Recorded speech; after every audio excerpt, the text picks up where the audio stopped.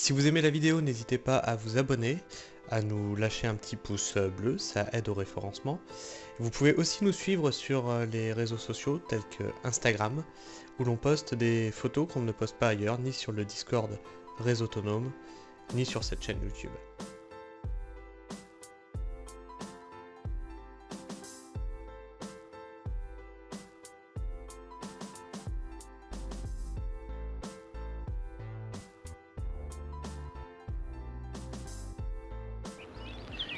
Bonjour à tous, on se retrouve au terrain comme d'habitude.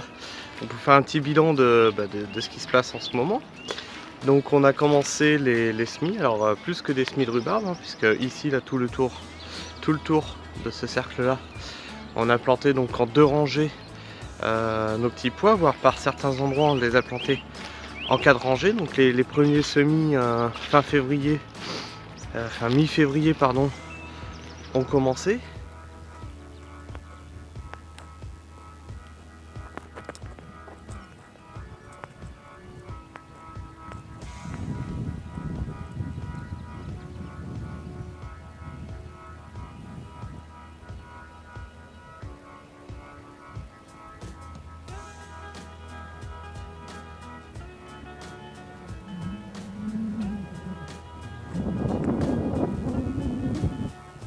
J'ai fait un peu hurler la miss.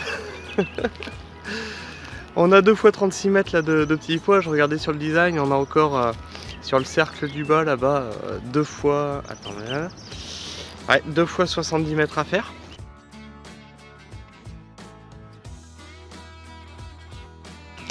Donc des belles quantités.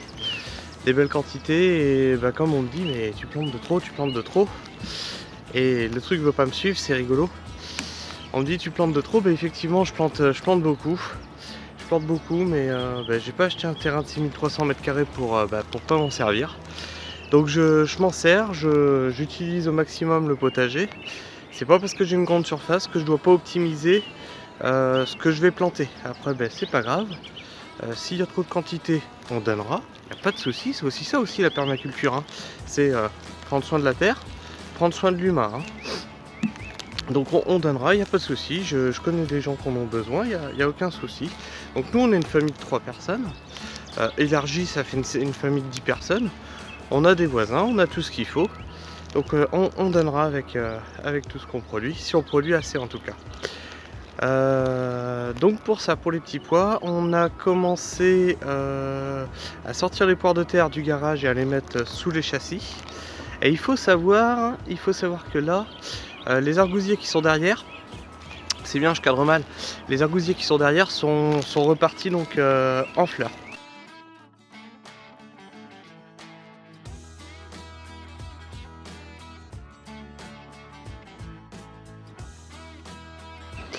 Et si vous avez vu un petit peu quand je tournais, là ici, on a donc, attendez, bougez pas, les cercles de culture donc qui sont bientôt retournés, donc motoculteur forcément. On a retourné 700 m² de terre au motoculteur. Fin de semaine prochaine, je donne un dernier coup pour bien approfondir, assainir en profondeur. Et puis les années suivantes, on espère qu'on n'aura pas besoin d'y retoucher, seulement la grelinette suffira. Vraiment utile de faire ça comme ça. Il y a de la caillasse comme c'est pas permis. Le chien dent, franchement, vous enfoncez même pas la bêche, c'est horrible, c'est une catastrophe. Mes épaules en ont pris un coup, j'ai pas forcément le motoculteur adapté. Si cet outil prend son sens dans les années à venir, et je pense qu'il peut prendre son sens, on investira dans quelque chose de beaucoup plus onéreux. Donc voilà pour la petite exploitation. Si là-bas, on avait prévu sur ce cercle là-bas, là-bas, de mettre du blé. Et encore une fois, j'ai fait hurler la miss. Alors la miss elle est partie en vacances, hein, faut le savoir. Et avant qu'elle parte en vacances, j'ai dit oh, je vais la faire râler un peu. Le blé, ça se plante en septembre. Le problème c'est que j'ai un cercle là-bas qui est prêt à recevoir des plantations, mais du coup, si je plante rien jusqu'en septembre, qu'est-ce que je fais? Eh ben, on a fait un petit calcul. Vous êtes prêts pour la quantité? 1100 mètres carrés de pommes de terre, pardon, 1100 pieds de pommes de terre, en tout cas pour la zone qui est là-bas. Donc oui, encore une fois des grosses quantités. Après bon bah je sais pas, franchement je sais pas si ça va faire énorme, sachant que sur 10 mètres carrés nous qu'on avait à la maison, ça nous a fait 30 kg de patates. Donc là-bas c'est 100 mètres carrés, 300 kg de patates, ouais, je sais pas. Parce que franchement c'est parti très très vite. Donc dans une conso à 3, donc dans une conso à 10 à mon avis, c'est toujours pas, ça sera toujours pas pérenne. En tout cas on verra. On verra. En tout cas là-bas il y aura ça. Ensuite il y aura le blé. Je vais le loquer ça parce qu'il tourne dans tous les sens et ça me saoule. Et ici, bah qu'est-ce que tu fais? Je t'ai dit je te lock. Hop là. Ici avec le soleil en contre-jour, ici là, la zone de culture dont on parlait la dernière fois. Donc on a déplacé les serres. On a motoculté ici. On a motoculté ici aussi. Donc attendez, je vais vous tourner, ça sera plus simple. La zone de culture ici, donc on a motoculté la serre de 18 mètres carrés, donc on l'a déplacé un peu. On l'a déplacé sur le côté.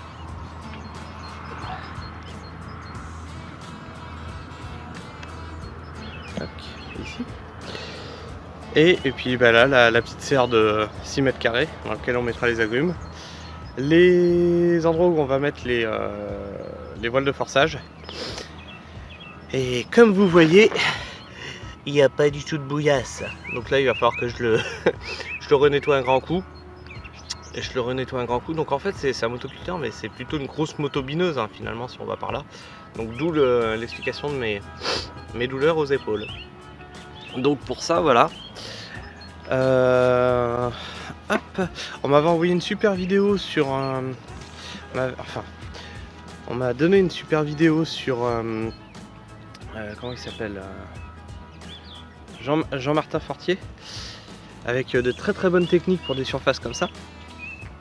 Et du coup je suis assez tombé fan de certains trucs, notamment de l'utilisation qu'il a lui de son motoculteur. Alors ici bah, c'est toujours nos rhubarbes hein, tout ça. Et comme je vous disais, on a sorti les poires de terre, donc on les a mis sous châssis. Et elles se retrouvent...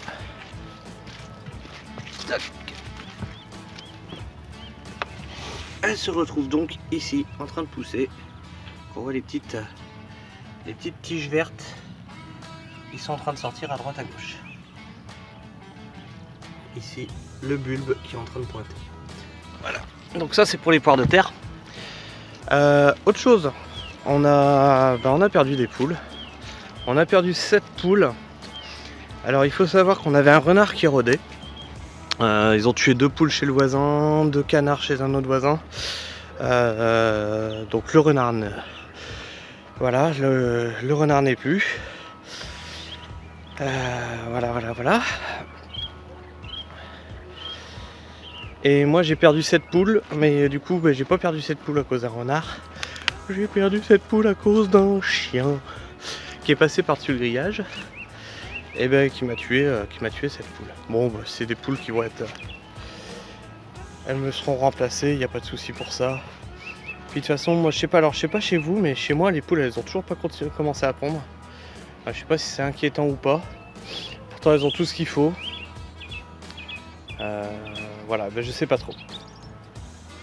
Voilà les amis, c'était pour la petite vidéo, une petite vidéo matinale pour le coup. Là je vais rentrer chez moi, prendre mon petit déj et puis je vais penser à aller travailler. Parce que oui, je travaille encore. Hein, je fais une semaine de 40 heures au boulot, puis une semaine encore de 40 heures sur le terrain. Donc l'autonomie c'est fatigant. Hein. Bon allez, la bise.